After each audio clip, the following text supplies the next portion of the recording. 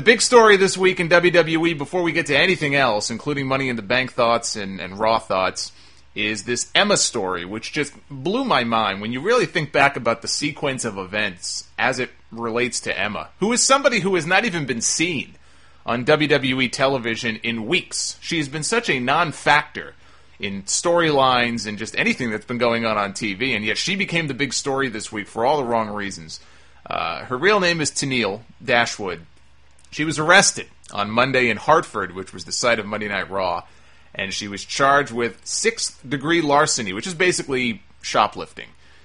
She was arrested at a local Walmart, and sixth-degree larceny in Connecticut, it's shoplifting an item worth $250 or less. That's really what it is.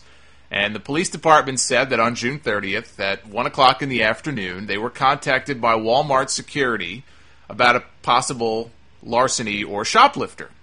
And based on the investigation, Tenille Dashwood, 25 years old, of Australia and Winter Park, Florida, was arrested and charged with larceny in the sixth degree with a referral to the Hartford Community Court. The unpaid item for which the larceny charge was applied was an iHome Slim Swivel iPad mini case, color red, with a value of $21.14. Yes, a $21 iPad case. She was backstage at Raw on Monday night. She was actually rehearsing for that stupid Twisted Tea commercial they did with Santino and Adam Rose. This is according to this week's Observer newsletter. She was going to, I guess, fall back into a pile of rosebuds, and so she was rehearsing that a whole bunch of times. And about an hour later, in walks the road dog, who works as an agent, and he told her, "You have to leave." And that's why she wasn't in the skit. And instead, they had Santino acknowledge that Emma never responded to his invitation for his stupid party, whatever. She was in court the next day. They ordered her to perform community service and undergo some sort of online course, I guess, on why stealing is bad. I totally wanted to say that last part in Mr. Garrison's voice from South Park, but I'm glad I didn't.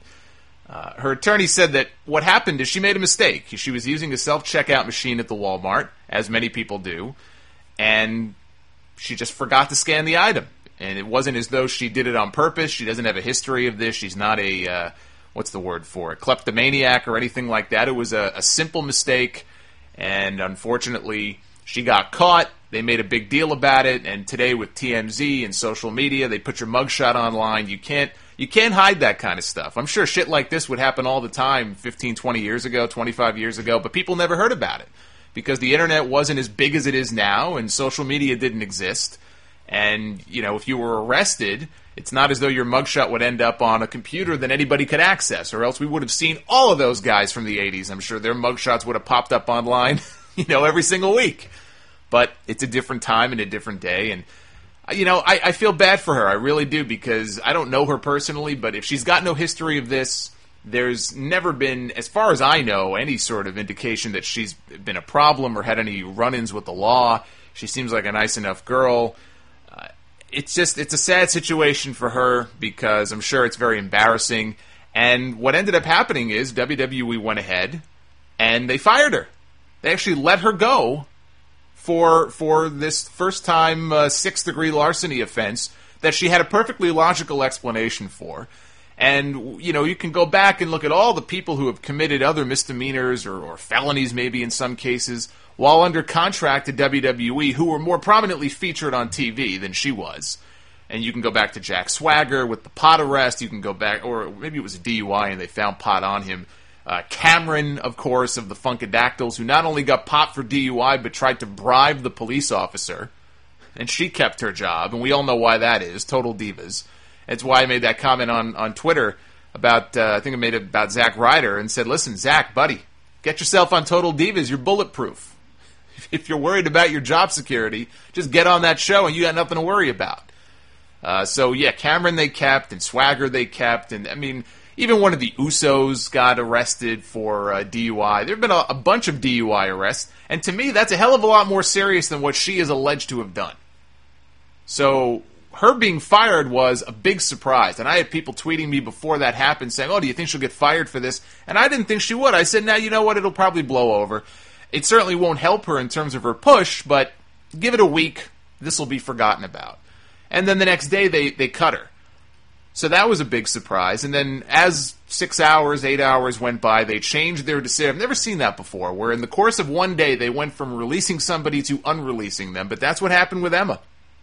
You know, they essentially brought her back, and I just sat there thinking to myself, what the fuck just happened here? Like, how did we get to this point? How did this even happen? How did this become as big as it did? So she's back. And according to TMZ, the reason that she's back, it isn't so much a matter of WWE realizing, you know what, we fucked up here, or all the pressure and the outrage from people online caused them to change their mind. Of course not. What happened is, they realized, or somebody there realized, hey, we have had a bunch of other people, like the ones I just mentioned, who have gotten arrested, cited, taken to court, for offenses that were far more serious than this, and they kept their job.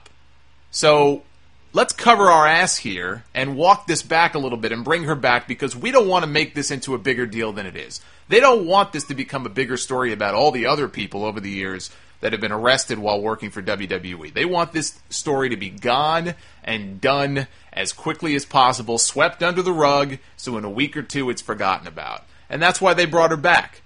I don't give a shit what the reason is why they brought her back. I'm just happy they brought her back. Because firing her was just complete bullshit. Just complete bullshit. Now, I would say they'll just go ahead now and bury her on TV, but they can't bury her any worse than she was already being used, which is to say she wasn't being used at all. If she gets any TV time at all now, it would be an upgrade. Just keep her away from Santino.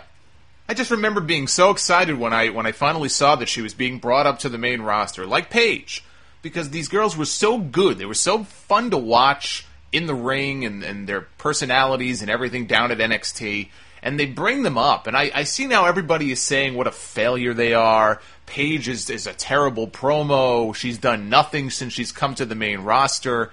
I mean, the way that she's been booked has not helped her. I don't really see, quite frankly, the big deal about her promo. She's not a strong promo, but I don't look at Paige as being this awful promo. I just think she has to tweak her delivery. She's not out there to me looking like she's nervous or anything like that. You know, it's a different story when you bring somebody up to the main roster and she's the champion on day one, and then every single match that she wrestles in, she gets her ass beat for about 5 minutes of a 5.5-minute match, and then she ekes out a win in the end. Up until recently, that was the MO for Paige on the main roster. That's how she's been booked. She can't help that. Emma hasn't even been used at all. That's the biggest crime of all. Emma's really good. Emma's every bit as good as Paige is, in my opinion, but you would never know it. People who don't pay attention to NXT just see this girl who's got this goofy dance, who seems clumsy, like she has 2 left feet, she's never featured, and so therefore she must not be any good. That's not the case.